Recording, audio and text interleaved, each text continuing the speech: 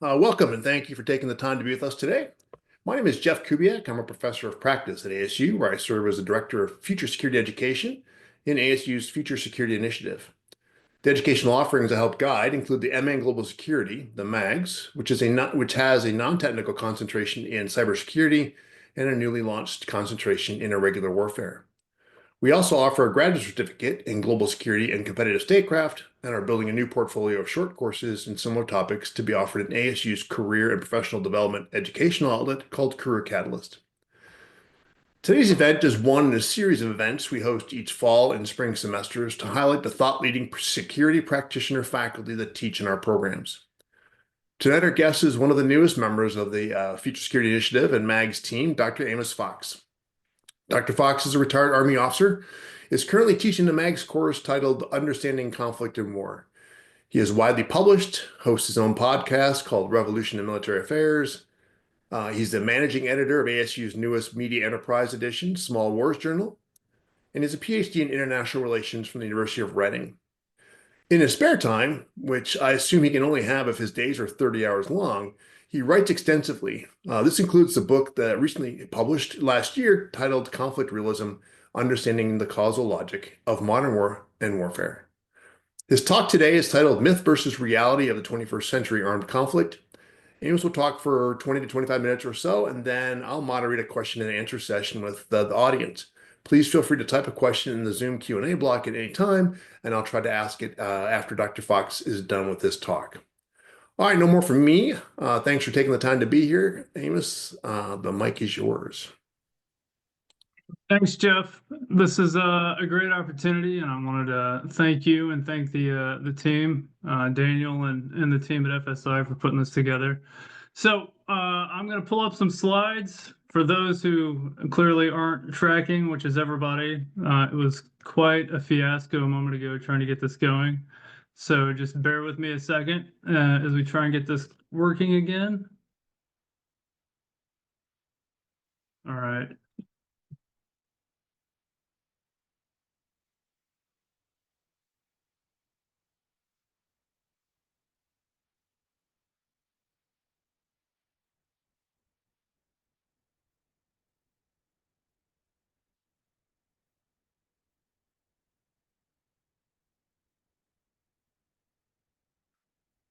If the slides are up and you guys can see them. You're not the first tech challenge person to do an event with us, Amos, so that's all good. It looks good. Sure. It went way better this time than what it did the 10 minutes we took trying to get it going. All right. So with that, we'll go ahead and we'll get going here. So again, I'm Amos Fox, retired Army officer. So I was in the Army for 24 years, armor officer. Did the armor officer career before retiring, got my PhD.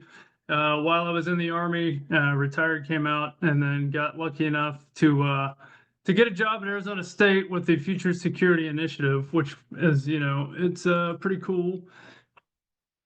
And I'm excited to be a part of it. So we'll get going with that. Hopefully my slide flips. Let me see. Oh, there we go. Okay.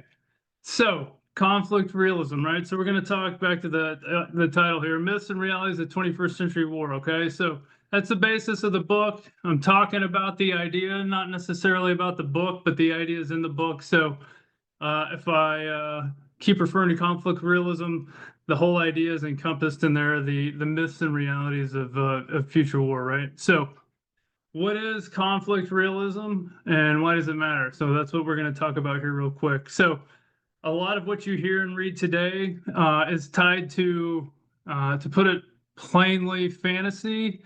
And my analysis focuses on causality, right? So what makes the thing work the way that it worked? All right. And so I approached the book, I approached analysis, everything that I research and write through that lens, looking at causality. I'm not interested in advancing cultural, institutional myths, right? There's a lot of stuff that we say just because we've always said it that isn't necessarily true. There's a lot of narrative baked into the things that we're indoctrinated to say, think, and do, not because it's causally correct or married with reality, but because it supports different things, whether that's norms and values, whether that's procurement strategies, any number of things, right? And so my approach is to knock down that barrier and look at things from a causality perspective. All right. And so I'm also oriented on outcomes and not narratives, right? So let's look at the thing, the observable thing, see what happens, thing in this situation being war and warfare, and look at the outcomes and not necessarily listen to the narratives, right? And so an example of this is if you look at Russia versus Ukraine, and I will say up front, I'm 100% team Ukraine. However, I can say one thing and believe another. And so that's what I'm going to do here to explain this point. If you look at outcomes, depending on how you define, Russia's overall success or failure, you could make the case that Russia is winning the conflict, right? If you just look at territory gain, territory not given back, and the inability of Ukraine to retake territory that's lost. If territory is one of the win set conditions associated with Russia's definition of winning, because this is the other thing to remember too, is your definition of winning and losing doesn't necessarily matter. It's the person that's directly involved in that specific conflict and how they define winning and losing. So at the same time, you have to inject yourself into that. What does that mean if I'm doing the analysis, right? So you look at outcomes, right? If Russia's measuring winning and losing based off territory gained and territory held, right? That outcome, they are winning to some degree. We don't know what degree because we don't know what their definitive territorial okay is, right? We're okay with this, but we're not okay with that. And based off that, that's an outcome that we can look at and we can say, okay, they're making progress. Whereas if you look at it from the narrative side, a lot of folks like to discredit the Russian military and how it's operated, right? Well, they've taken all this territory, but look at all the people they've lost. Okay, well that's not necessarily the argument we're looking at here. We're looking at winning and losing and how well they are at doing that, right? And there's strategic implications, obviously, when you dig down into like manpower, and that's obviously a resource and that's finite. But big picture, that's one of those aspects that I like to look at when I look at this. I try and block out narratives, right? Like the whole, was it meat wave tactics? Like that doesn't necessarily matter if they've gotten what they want to get and now they're just interested in holding it. All right. So I just use that as an example here. The other point that I think is important, and again, I spent the last 3 years of my career in the Army. I spent the last 3 years of my career in the Army working at Army Futures Command, and all the talk there was about what's possible, right? We need to not look at things through what's probable, but what's possible. And that's cool if you're thinking about things in an abstract way that you can come up with very, very ambiguous ideas about how to operate in the future just to get a thought experiment going. But if we're really looking at things from a like what's probably going to happen, how are we probably going to have to we being the US, the West, how are we probably going to be fighting in the next 5 or 10 years, 15 years? It's going to be based off the probable, not the possible, right? Because the possible, the other thing with that too is the possible doesn't account for resource constraints and a host of other things.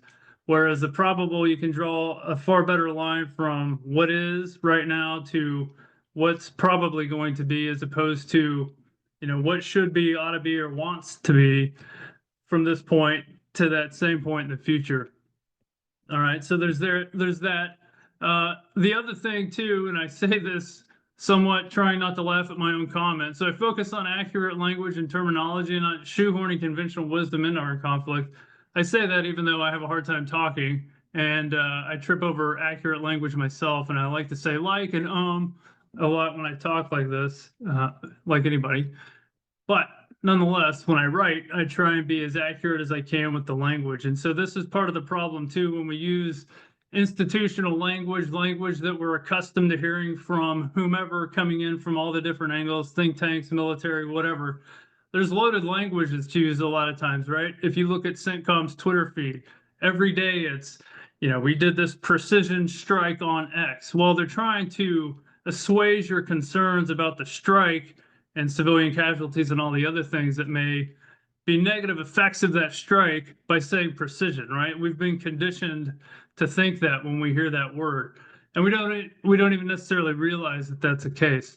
And so I try and strip away a lot of that language, or at least illuminate the loadedness of that language, and be as explicit as I can and be as open as I can about that. And I guess the last point there too, I try and focus on truth and not preference, right? It doesn't matter what you want to do, militaries, whomever, it doesn't matter how you want to fight, because at the end of the day, there's certain things that are just going to dictate how you have to fight.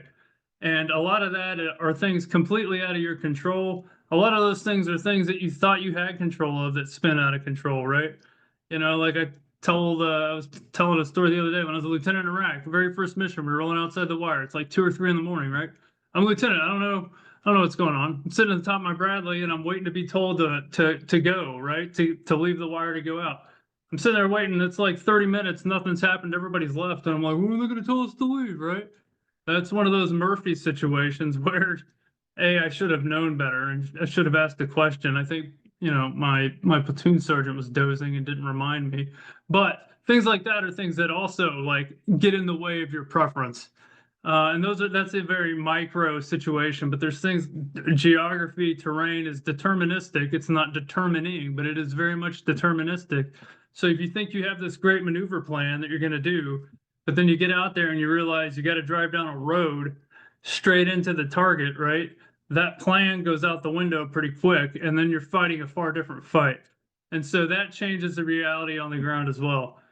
All right. So the point of all that is we've got to make the goal is to help put reality in its proper context and help decision makers make realistic decisions and inform realistic thinking about 21st century war and warfare, and not to just continually advance hype and advance myths and narratives because we find ourselves like, oh my gosh, why did Russia-Ukraine turn into this massive attritional war along a static front?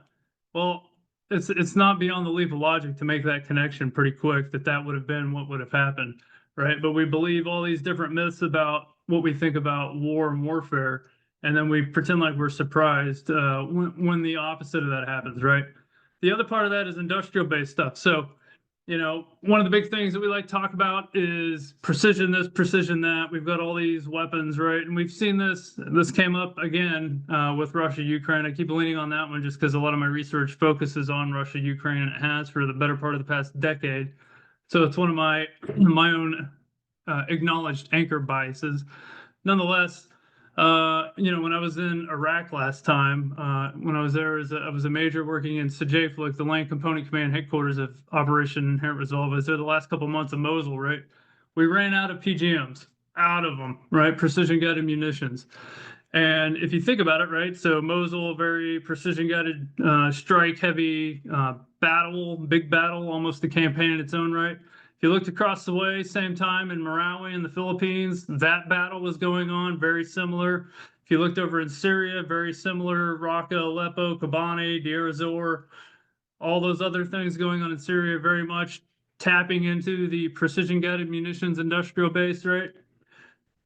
We want to think that these things are game changers and it only takes a few of them, but in reality, like they're not all that.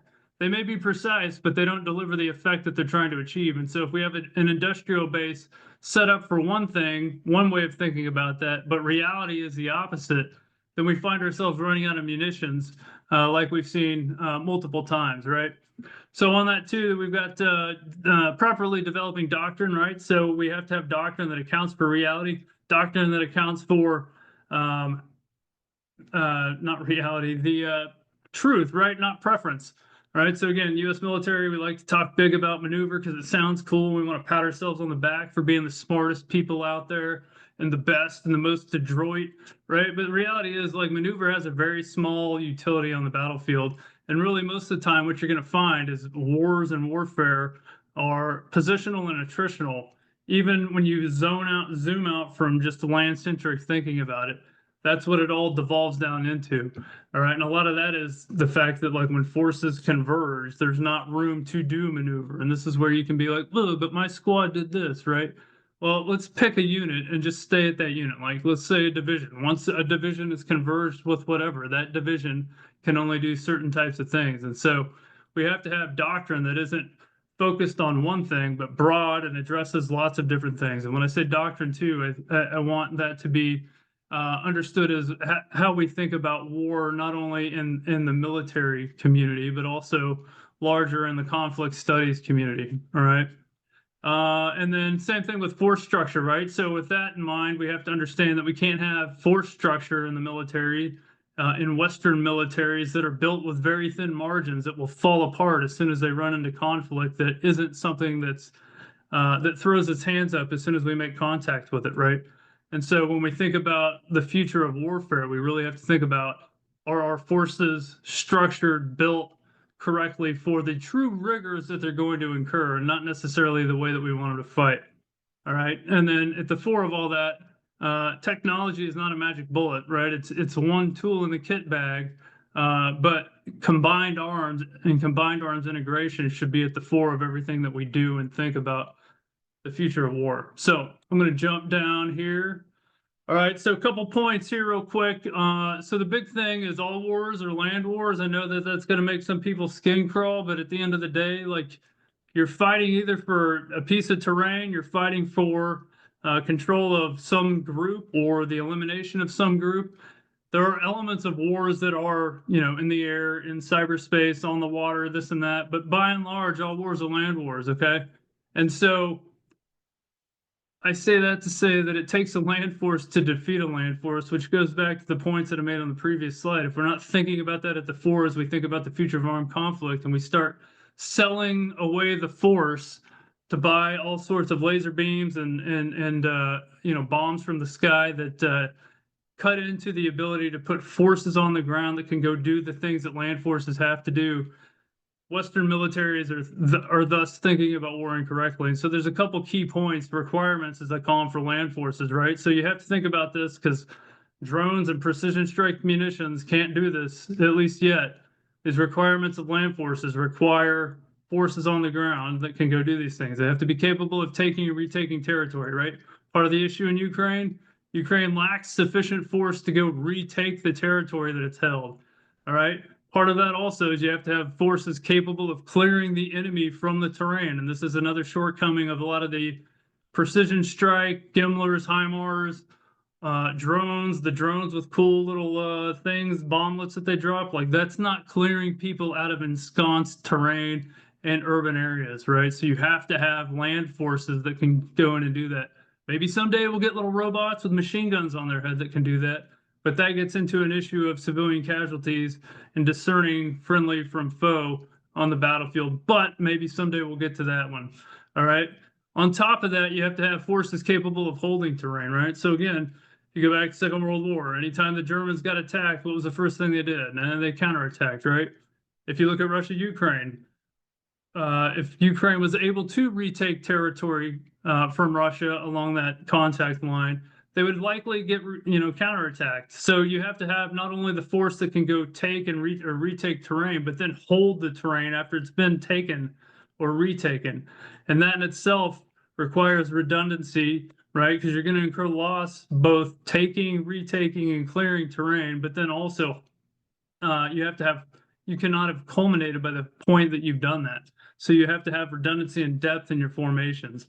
All right. And then going back to the point a minute ago about the robot dogs with machine guns on their head, you have to be capable of protecting populations. Part of that is discerning friend from foe, civilian from hostile force. All right. And then the other part is you have to have forces capable of encircling a hostile force and sealing boundaries. Part of part of a lot of the failures you see in military operations is you can't. Yeah, they lacked. Part of it is they may have culminated, right? They may have run out of force, but they lack the force to be able to encircle an opponent and not allow that opponent to get away on the battlefield, right?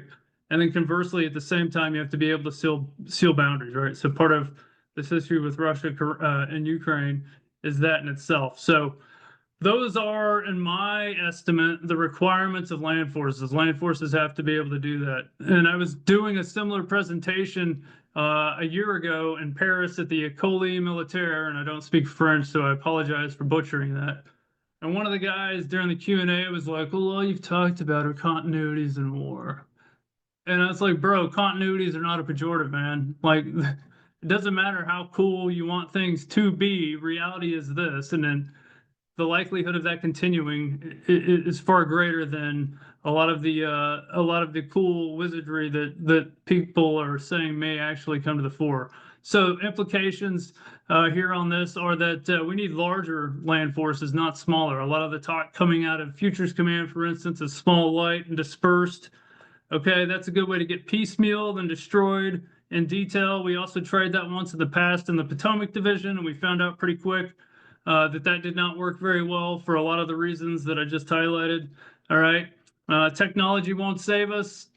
All those things that we're pushing forward and saying are the way of the future, like those are just plugins, right? They're just additional components of combined arms. I'm not saying we don't need them, we do. But at the end of the day, if we're fighting for territory, if we're going to help Taiwan save itself from a Chinese invasion, right? And even if it's not us, if it's not the US or not Western forces, whatever, the Taiwanese army is going to have to be able to do those requirements of land forces to take hold and retake, or to retake and hold that territory against Chinese forces that would be trying to take possession of that. Because all right, so that's that. Let's see, cannot, yeah, dispersed, right? So we got to be able to do that, but we have to have forces that are built and trained and educated for all the types of warfare that they're going to incur in those environments and in those situations, those requirements for land forces. There's only a few of those. This is one of the things that I like to discuss with folks a lot, is this dynamic. We have this fetish, right? This fetish for maneuver, because we think it's better, when in actuality it's not better. It's just one of three basic ways of fighting.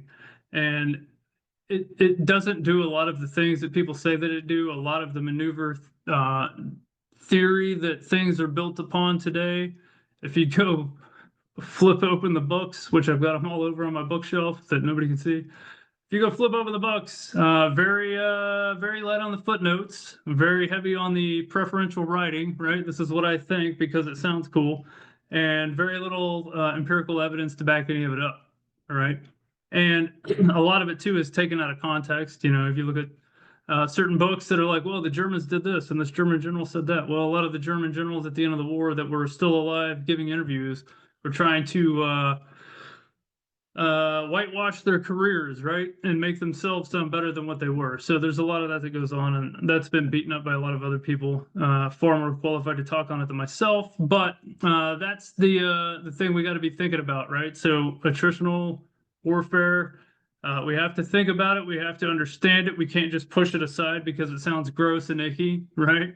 It's a reality. Doesn't matter that you don't want to do it. Doesn't matter that it is something that we pretend like is something we're too good to do. Like at the end of the day, we do it all the time, and we need to know how to do it and how to actually try and get ahead of it. The other part of that is positional warfare. Again, if you flip open any Army like publication, any joint publication, a lot of books, there's almost nothing written about it today. So like I'm writing a book for Bloomsbury right now, and the book's called Maneuvers Dead. And it's due to the publisher next month, and I'm behind. So I'm hoping I can find some time soon to wrap it up. But the positional warfare, I've got a chapter on that. And you would not believe how hard it was to do the research for that chapter because there's so little information on it. But it's at the fore of so much of what's done in land warfare and warfare in general today. But we've incorporated the good parts of positional warfare into maneuver warfare thinking and doctrine, and we've cut out the bad parts and associated it with attritional warfare. And even one of the main people that folks refer to, Richard Simkin, in his Race to the Swift book, he says they're the same thing. He calls them the same thing, but they're not. They're not even remotely the same thing. So we have to embrace them and understand them so that we show up and we're prepared and we understand. And then as we do research and analysis on this, we have to part of our job is on the academic side is to re-inject the correct terminology and frameworks for understanding to help policymakers, strategists, militaries, and our peers and colleagues, and just your average person who enjoys military theory, better understand how war and warfare is fought. So I think I'm over on time. Sorry, Jeff. Let me make sure that was it. Oh man, there's one more slide. I'll go really quick. So militaries, right? So they're open systems. I was just reading William Murray's last book, and he talks about that too, right? Open dynamic systems. First rule, it's kind of like Fight Club, except different. First rule is survive. Second, self-regulation, order, and then win, right? So we got to understand that our opponents aren't just going to throw their hands up because we say, hey, we're going to go out and do this, and they're going to be like, oh, you're right.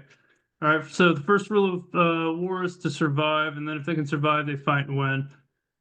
The next finding out of all this is that wars are long, costly, and attritional. I know that seems shocking, but apparently it's shocking every time we stumble into that, and then we find it out again anew every time. All right. No technological silver bullets. We have to think about structuring things around the idea of combined arms operations and combined arms forces. They can take a punch and keep going and don't culminate as soon as they make contact. All right. Geography and terrain are deterministic. I'm a huge, what's his name? I can't see the book right now. Kaplan. He talks about the determinism of geography, and I tend to agree. It's not deterministic. Wait, it's deterministic, not determinative. All right. So we have to keep that into consideration. Last thing too is the future of warfare is urban, right? So cities are getting bigger. They're growing. Military forces this is something I've stolen from Anthony King. Military forces getting smaller, cities are getting bigger, right? You take that, you apply that with the first rule of war, right? Survive. Folks are going to try and hide in cities far more than what they did in the past, all right? And there's a lot less unoccupied space out there, even if we don't account for cities, just unoccupied space. So the idea that there's going to be room to go bound around in a tank in open terrain is diminishing, right? And so people are going to be fighting in and amongst cities far more in the future than they are now. And as a part of that, the future of warfare is positional warfare because of these converging forces having eliminated the space between them. It's going to be about moving in and out of position to gain, I hate this phrase, but I'm going to say it because it matters in this case, positions of relative advantage over the adversary. And so we have to understand what positional warfare is so that we can then better analyze war moving forward.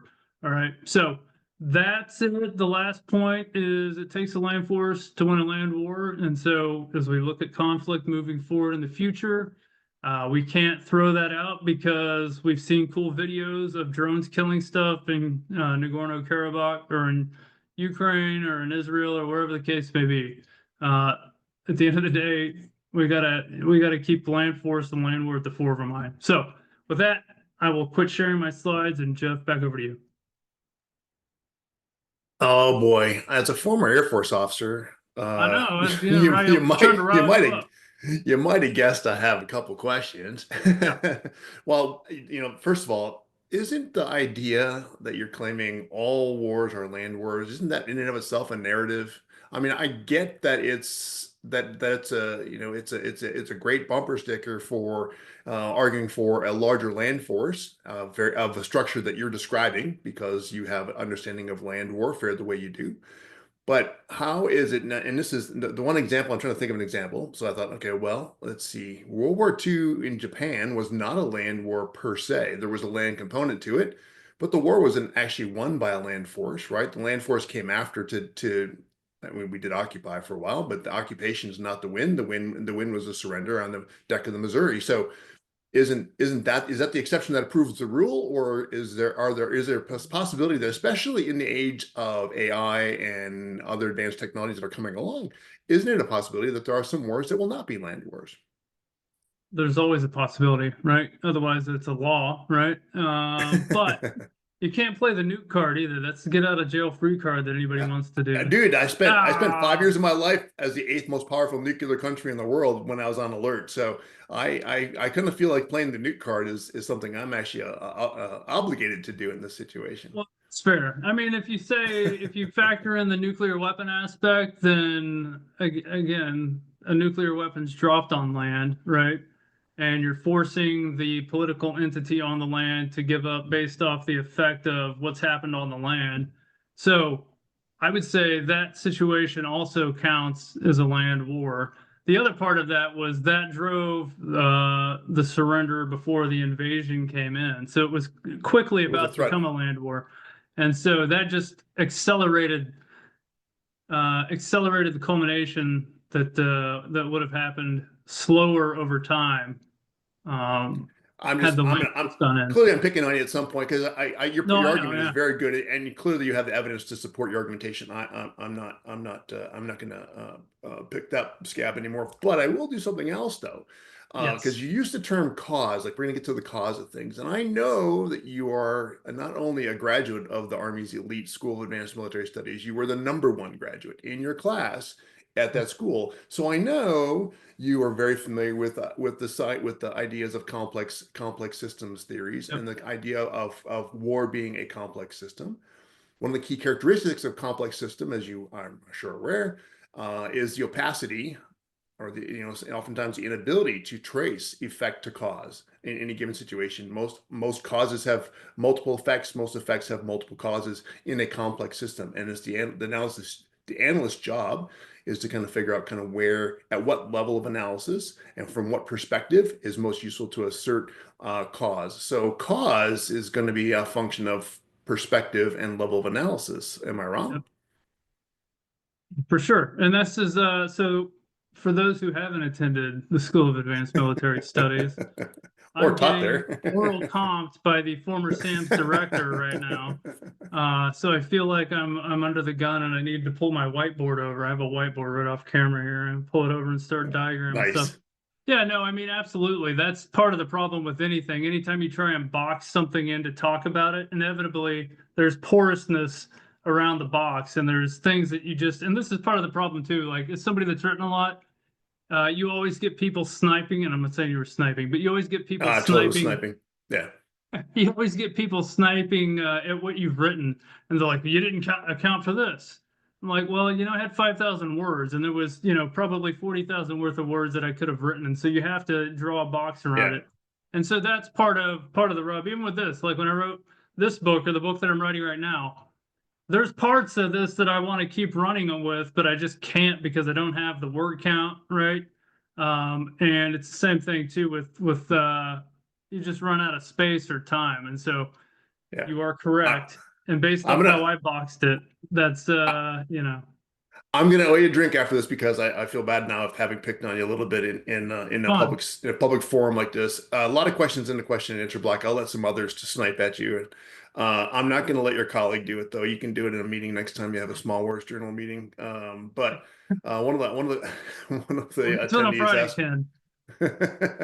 "What do you think about the transfer of U.S. logistics capability to private contractors?" So that I think is something that I think anytime contractors are concerned, it's challenging because you don't necessarily own those things. I would almost say forces, but obviously they're not forces. You don't own them in the same capacity, and so Mhm. um, while profit motive and contract dictates they do the thing that they signed up to do, reality sometimes will get in the way, right? And people don't like getting shot at and blown up, and then they'll just quit running their logistics. And again, for folks that were in Iraq, I think you saw that, and we saw that from time to time when certain patrol or convoys would get blown up too much. The contractors would just quit doing it, and you'd have to find a different contractor to start running the stuff. So it builds in. It may be cost effective. I think that's part of the argument some people make, and I'm not saying that whoever asked the question is making that argument, but I know that's Mhm. put out there sometimes. But from the standpoint of those folks being able to continue the mission despite the fact that you're getting attacked, I think that's problematic, can be problematic. And again, if we're in like some sort of large scale situation where there's a big, I keep saying we, I don't mean the U.S. Army necessarily or the U.S. military. I'm just so accustomed to talking that way when I'm talking about this stuff. Right. but I think it can be problematic, or they go rogue, right? And then they strike off from Rostov to Moscow, and they try and take your capital.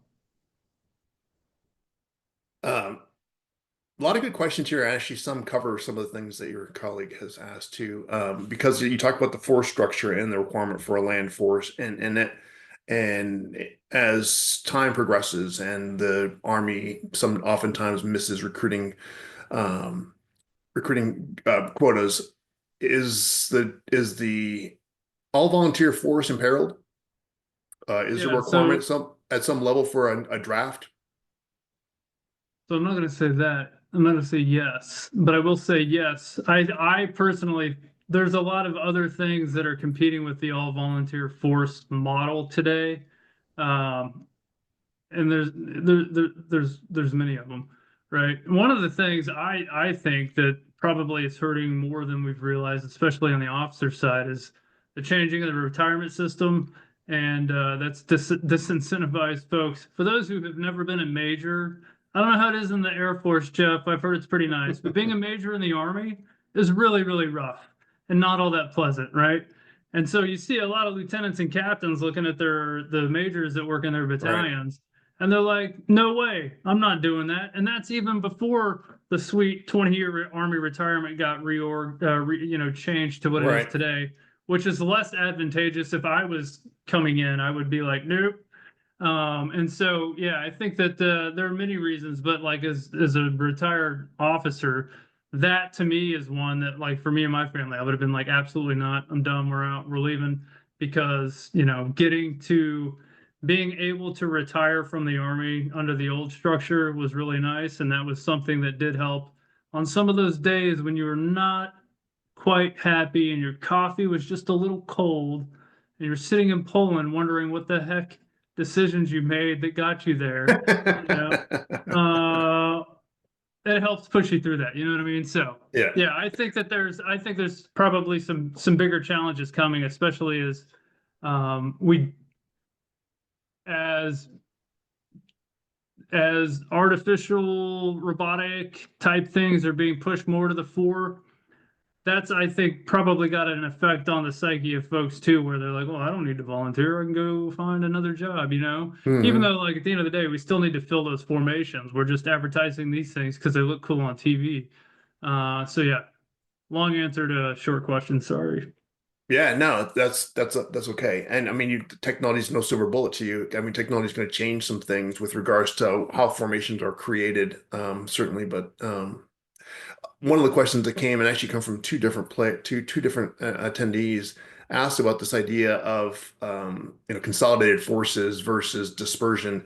Uh, Clearly, in let's say a Indo-Pac um, scenario, you're looking at a peer adversary with the potential for taking out lots of targets very with precision. So you'd have so dispersion is basically one of the defenses against that. Is that are we working counter to your thesis at that point? So here's the thing too. I had this conversation with somebody today. I don't remember. It doesn't matter for this. I had this very conversation today, like dispersion and concentration and dispersion and concentration. That whole thing that's been a part of war forever. So this idea isn't new. But the idea that we have forces that are built specifically to operate dispersed, um, and not to, I hate the word converge because of the way it's been co-opted, but to converge, to come together when needed. Because sometimes you have to physically just bring folks together, either Yes. for a variety of reasons. Um, I think that idea is dangerous. But again, the idea of dispersing and then distributing, or wait, those are the same words, coming together and dispersing, like that idea is as old as war, ever. And so, no, I don't think it's not counter at all. Mhm. Okay. Question with the war in Ukraine at 3 years now. In fact, it was yesterday, I think, was the anniversary, right?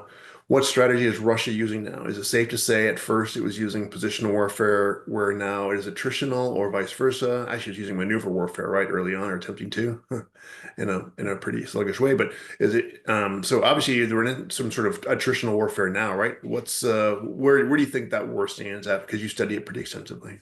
Yeah, so I think it started off trying to be a maneuver-ish type of war as much as Russia does it. And I mean, like, this is one of the things too. If you go back to deep operations, really, like Russia was, it kind of came up with, didn't come up with, again, it depends on how far back and how you align the, going back to your point on causality, Jeff, it's very nebulous. But yeah, no, it started that way, but then it quickly became, I don't even know what you'd call it, when they just sat there for weeks and didn't do anything, it seemed like, and just got killed. I think initially they didn't even have, after that first getting stymied at the gates of Kiev and Kherson, they almost didn't even have, they were reacting. They weren't even fighting in a way of warfare for a while, and it took them a That's what I bit to seemed, get, yeah. yeah, it took them a bit to kind of to get their equilibrium back and to get resettled and then to start fighting in a coherent way again. And so once they did that, it became very much positional, and it became, and to me, positional is using movement to lure people into and out of places. And it's not like we're just sitting in a trench, right? Because that's, I think, one of the misuses of positional warfare is like we're just sitting here and we're shooting at things that come at us. That I don't even think is a type of warfare. That's just you're sitting in a trench. Like it's gone static.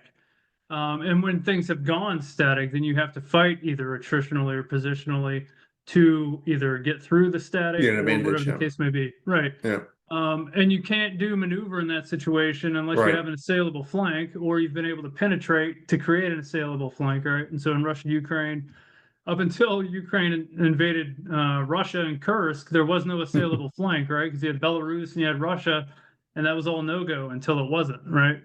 Hmm. So today, right now, I don't even know that it's there's not really a model I think that fits it because Russia's just buying time. That's all Russia's doing, in my opinion, my Not assessment. losing, Russia's just, yeah. yeah, they're just holding ground. They know that they don't need to move forward. Again, I published a paper last year on the anniversary, but I Right. reshared it over the weekend, and it's got a picture of the four maps. And in my assessment, Russia's in probably the best possible condition they could be in for their my assessment of their definition of victory. You know, Hmm. of course they wanted to take Kyiv, that didn't happen. But setting that aside, they're in a really good spot, and they just have to wait because Ukraine has to evict Russia from Ukrainian territory to win if they're still using that model for Yep. victory, right?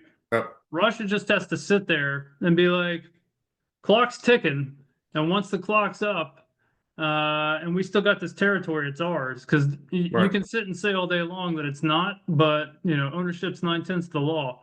So Yeah. I don't even know that Russia. I wouldn't even characterize it outside. Like again, it depends on the level at which you're looking at it. I'm sure at the micro tactical, there's all sorts of different types of warfares going on, but if you just look at it from this vantage point, big picture, it's Sitzkrieg. Is that a term we still say? So This is an interesting question. I'm gonna actually bring in something because I know you attended a couple weeks ago. We had David Kokolin on, and yeah, he showed a picture of the trenches in Ukraine, and he said the instinct is to throw back to, oh, we're back to World War I and trench warfare. That's exactly what's going on. So now I kind of know where I'm at. And his argument was quite fundamentally that no, technology has actually reshaped what that is, what that kind of war really is, despite the fact that at least superficially it looks the same. How did you respond to Dave? Because like I said, I remember you being in the audience that night. How do you respond to David's assessment that despite the fact that trenches are there, we're not really in some sort of traditional static, more or less static war in Ukraine? so I think the World War One reference again, it's one of those mental models that is easy to fall back on. But I also don't think that technology has really changed it all that much. Because if it were, you would see something changing, but nothing's really changing, right? Both sides are still sitting. They may be flying drones and dropping grenades on each other, but that's not evicting the people from the trenches and then Hmm. be pushing forward and retaking territory one way or the other. And so, yes, the mechanics of war fighting are evolving. But again, that's the history of war forever. And at the end of Right. the day, like it's to me, it's not really anything revolutionary going on. It's just, okay, we've got some more toys that we're using in a combined arms thing, in a combined arms fight that isn't really moving forward or backward at this point. So we're just killing each other different ways with different toys, seeing each other, hearing each other different ways, different toys. But it's not fundamentally changing the way that the war is being fought.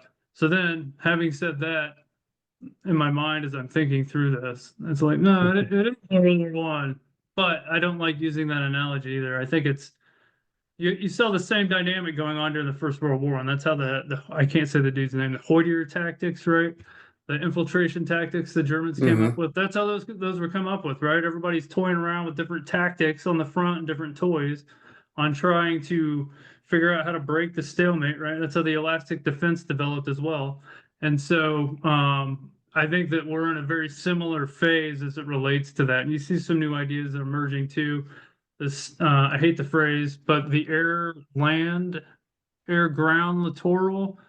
That's one of the concepts that's being Hmm. kicked around now, where Yeah. we're trying to figure out. Okay, we've got this drone space essentially that's reshaping tactics and operations within the where ground and air touch in a way that aircraft and helicopters, rotary wing, Didn't. weren't Yeah. quite doing.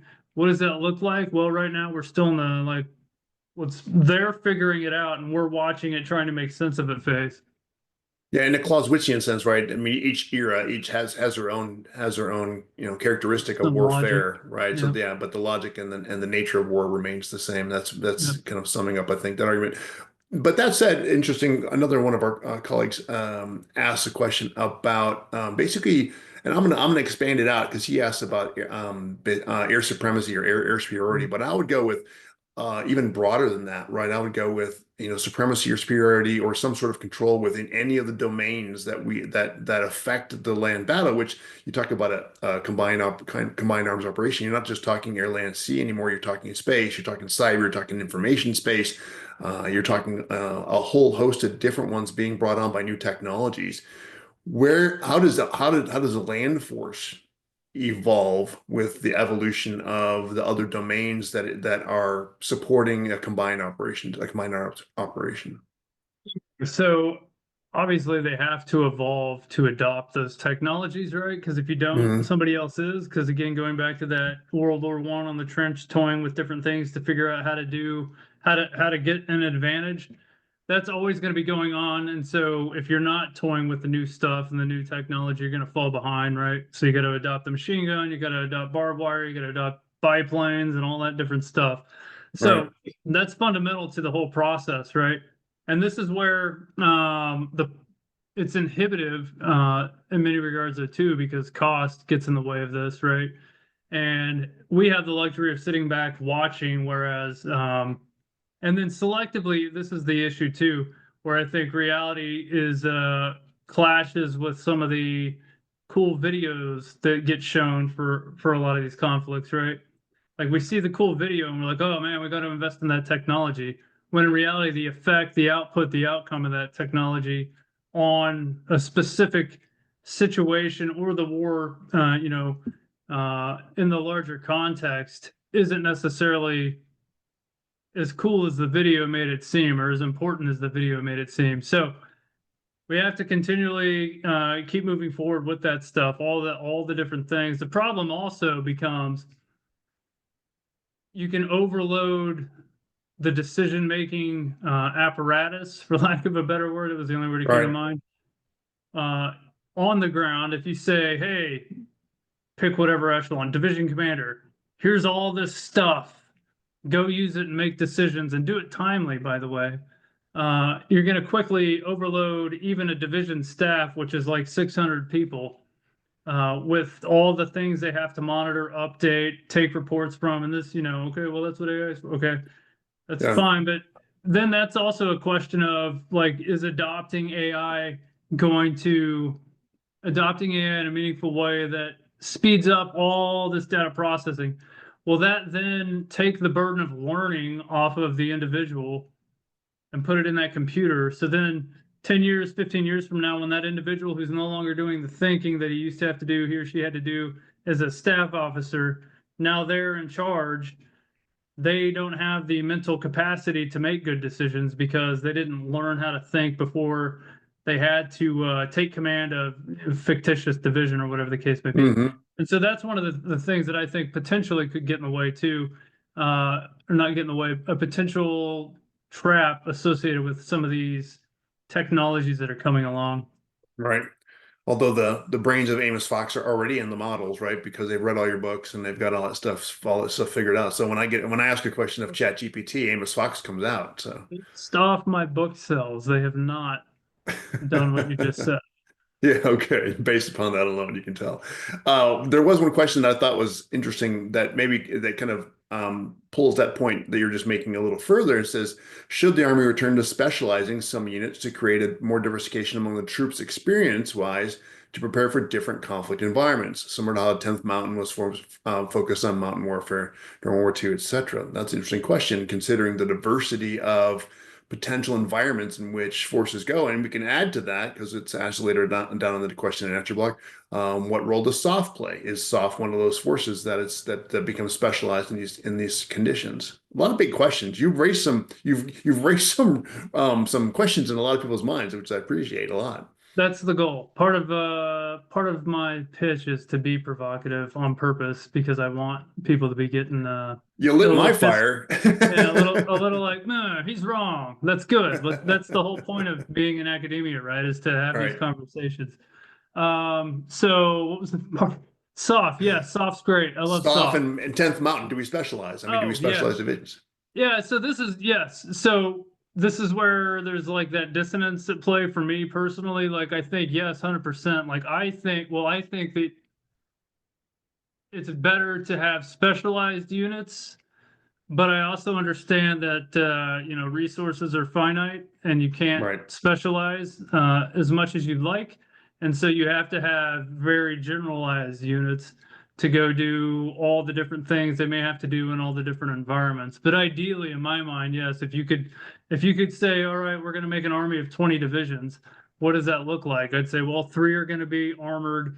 There's going to be a mountain division, a jungle division, two air assault divisions. A couple of I'm urban not, divisions, right? Yeah. yeah, even that. I get rid of the airborne because nobody airborne's silly and nobody needs it, and they're all going to get shot and shut down before they can do the jump anyway. Also trying to be provocative on that one. So hate Yeah, mail I'm away. sure, Yeah, sure that will work if this video gets played anywhere at all in that's the right. army. But yeah, no, but at the end of the day, because budgets are finite, I don't think we can do that. And the Army looked at doing that a couple years ago when I was at Futures Command when I first got there. The idea of the penetration division was something that was floating around, and there was going to be a penetration division. It was going to be first cab. I think first cab was earmarked for it, and then in war games they war gamed it with or war fighter exercises they war fighter it if that's a verb with third ID, and there was another division, I think maybe first armored division they were looking at doing it with. Um, and it ended up going away because they were like, oh yeah, we can't do that because that's over specializing a very, very small army. But if the budget gets turned on, the spigots get turned on, and it's like, hey, we got to grow the army. We got to make 90 divisions. I think absolutely you got to do something like that. Um, Speaking of growing an army, one of the questions came, and it's a good question about Taiwan, considering the difficult terrain, built up urban area that covers much of the island. Um, and they have a quantitative inferiority. It's the assumption that the Taiwanese army will mostly fight positional warfare, or how does a war on for Taiwan take effect on land? So yes, that's in my assessment. That's correct. Positional warfare is how that would be fought because you're going to essentially have to play. What's the anybody that follows football? Like you got to run trap plays and you got to run screens and draws. That's how you, in my mind, that's positional warfare. And I say this, I use that analogy because I coached football before I came in the army. So in my head, first thing is football, second thing is military thought. So I always have to We're gonna transfer start the calling. We're gonna start calling you coach from now on, just for the fun of Yeah, it. that's So, coach, we're gonna run the ball to make yeah, way for the that's passing right. game. Is that what we're gonna do? Yeah, so we're going to run the ball to open up the passing game instead of passing the ball to open it up for the running game, right? But that idea, that combination of those is essentially positional warfare. Is you're not going to lean on one, right? You're going to do a combination of those intentionally to set up the situations, right? Because positional warfare Right. is all situational. You're looking at the situation. What does this situation necessitate? We're in this highly urban area. The enemy's dug in there. What do we got to do? Well, we got to do one of a couple things. We can do a siege. We don't have enough force, right? We could go do Mhm. a thing. I don't know what the thing is, but a thing in front of them to then lure them out of where they're at, right? There's different combinations that you can do in those situations. So yeah, 100%. I think that would be a positional fight more so than anything. The byproduct being it would also be heavily attritional, right? We only have a couple minutes left. I'm going to leave one last question for you because I think it's something that you kind of almost started with regards to your idea of conflict realism. The question is, how will popular cultural representations of war affect future conflicts? Which is an interesting question because I actually had a conversation with Peter Singer today, who oftentimes, talks about the use of useful fiction to think through the future of war. And so there's a function of his life and his work actually that is intentionally shaping the future of war by thinking through it fictionally. But how do you think that the cultural representations of war will affect future conflicts? So I think it has a heavy impact, and you see that already. But because I mean, based off his book sales, I think you can make the argument that his pull is far more powerful than my own. I'm just making assumptions on his book sales based off, the fact that I have a couple of his books on my bookshelf. Right, same. Yeah. Yeah, but no, I think it's absolutely going to. This is why I say, and I'm not saying this about Peter. But we have to be careful of some of the myths associated with the ideas being put forward by popular culture about the future of warfare or What are the about most warfare in dangerous general. ones? What are the most dangerous ones in that category? Do you think that we need to be careful of? Do you have a list of them in your head, or I Yeah, mean, you're no, I making think this was the one of the big ones, and there's a lot of people running around saying this right now, is that like drones are a game changer, right? That's a popular myth that's going around. There's tons of people on YouTube talking about that, but I haven't seen a game changed yet by drones. I've seen, in fact, drones contribute to positional warfighting. I've seen drones contribute to attritional warfighting, but I haven't seen them change the game, right? hmm And a lot of folks point to Nagorno-Karabakh as an example of game-changing situation. No, that was one side having some air power that was able to kill the other side that did not in a very, very small, compact theater, right? And so, right. like, that was just situationally having a better force to fight in that fight. And so there's that one. The whole precision strike thing to me, that's a dog whistle to get us off the tail of the fact that civilian casualties come along with that. There was an Yeah. article in Foreign Affairs a couple days ago from Raphael Cohen. I actually did a podcast recording with him this morning about that article, and it's he calls it strategic warfare, and I was like, oh, you're using those words in ways that Sam's people think. Mm-mm-mm. But I Careful. told him that I said that in the conversation. He's like, "Well, what I mean is," and I'm like, "That's cool, man. Yeah. I'm not wired Russian. You just don't talk to Jeff." And anyhow, that's one of the things too is that yes, it's precision strike is precise. It's hyper precise. The other thing folks forget is today's artillery is actually pretty precise too. Right. But I'll set that aside. Right. But just because it's precise doesn't mean it delivers the effect that's intended, Right. right? Right. And so random person's walking by, precision strike comes in, random person gets killed because when something blows up, it creates death, destruction, and misery, right? And so there's a lot of and I use that just flippantly, just to make a point, but there's a lot of unintended consequences associated with that aren't being adequately represented, which is part of the reason people say it the way they do. Precision strike, we did precision strike. So Right. those are some of the big ones. I know we're almost, or we are out of Yeah. time, so I'll cut it Yeah. short there just to keep things on timeline. Yeah, well, and I appreciate you. I do keep these to an hour just because I think I value your time, and I thank you for making time. We kept a pretty large audience right to the end, so you are certainly captivating. I appreciate that so much. I really love having you as a teammate on the FSI MAGS team. You're doing amazing work, both with the your coursework, you're writing your own professional work, as well as managing editor of Small Wars Journal, which is a new large tasking that ASU has placed upon you, and you're making it succeed. You and between you and Ken are really doing, and your rest of your team, because I know the rest of the team is important too, are making it work. So we appreciate you. Couple more of these coming this semester, so please come back. We've got some very interesting characters coming up. Keep an eye on your email. Amos, thank you so much, and we'll see you when we see you. Thanks, Jeff. Thanks everybody for listening.